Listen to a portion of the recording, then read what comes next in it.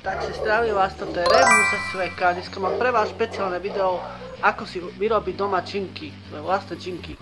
Napríklad nemáte peniaze na to, alebo neviete si to dovoliť. Takže dostal nápad, ako si vyrobiť doma vlastné činky. A poďme na to.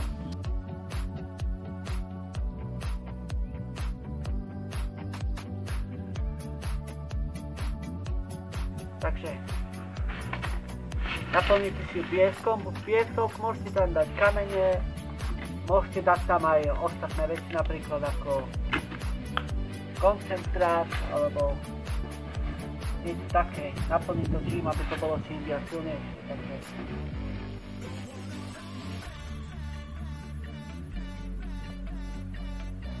Takže keď to už máme naplnené, ostatné veci, čo potrebujeme, je teraz hneď.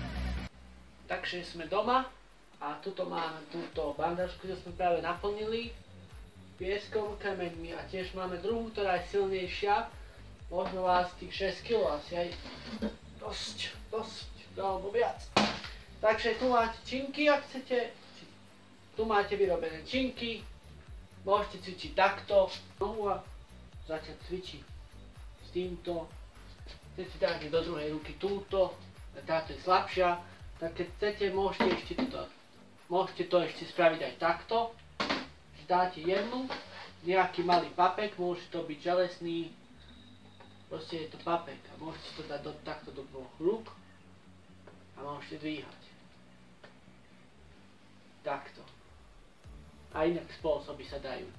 Alebo si zohnať jednu veľkú tyč, takúto, a dať tuto dve do oboch strán, aby to bola taká činka, čo dvíhate, tak si to môžete dať aj tak, že väčšia činka a môžete dvíhať si to.